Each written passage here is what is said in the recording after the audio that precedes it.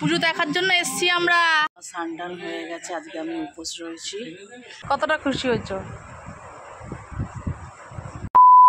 তো নমস্কার বন্ধুরা, আজকে ব্লগটা আমি এখান থেকে শুরু করলাম। হ্যাঁ, আমরা কোথায় যাচ্ছি? সদল বলে চলে যাচ্ছি হচ্ছে বাপের বাড়িতে। অনেকদিন যাওয়া হয় না, 15ই আগস্টের উপলক্ষে বাপের বাড়ি। দেখো আমার যেতে যেতে কিন্তু অনেকটাই দেরি হয়ে গেছিল। বড় মহাশয় এবার কাজে একটু পথে কিছু ক্লিপ করে তুলে নিলাম তোমাদের জন্য। প্রতিষ্ঠা দিবস, এখন তাই ফুল দিয়ে ডেকোরেশন করা হবে। আমি বাপের বাড়ি চলে এসেছি আজকে, কালকে পুজো।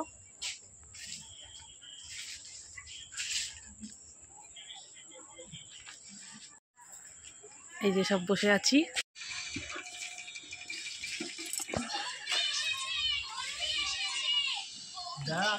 তুমি আসো বাইরে।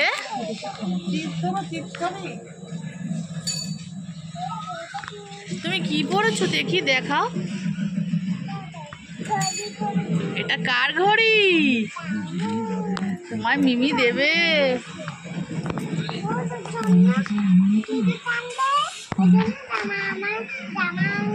হ্যাঁ, জামা আনবে বলেছে।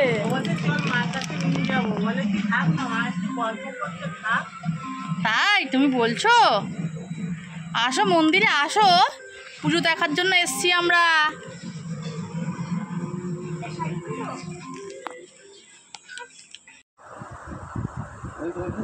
তুই কি খেয়েছিস? না, এটা ভুল। তুমি কি খেয়েছো? তুমি পাপাকে দেখে খুশি হয়েছো? কতটা খুশি হয়েছো? এই হচ্ছে খুশির নমুনা। তুমি এটা কোথায় এসছো? তুমি এটা কোথায় এসছো বলো? সকাল সকাল মন্দিরে চলে এলাম। দেখতেই পাচ্ছ ডেকোরেশনটা। আর এই যে ভোগ হবে, জন্য আলু সব মশলা টমেটো চলে এসছে। আর এগুলো দায়িত্ব বাটার হচ্ছে আমার। এখন প্রায় বেজে গেছে 10টা, 12টার সময় রাঁধুনি আসবে। চলো, জল নিয়ে বসে পড়েছি। আর তোমার ব্যাকগ্রাউন্ডটা কিন্তু একটু অন্য অন্য মনে হচ্ছে। সানডান হয়ে গেছে, আজকে আমি উপোস রয়েছি আর মন্দিরে কাজ করার জন্য। এখনো কেউ এসে উপস্থিত হয়নি, আমি চলে এসেছি। আর এই হচ্ছে দেখো মন্দির, আর এইসব নিয়ে বসে রয়েছি। চলো কাজে লেগে পড়া যাক। কমপ্লিট। আর এই যে আমাদের কাটাকুটির ব্যবস্থা করা হচ্ছে।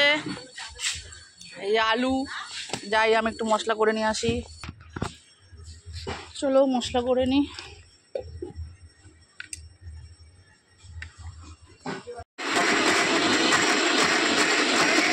আর এই যে সবাই জল ভরছে।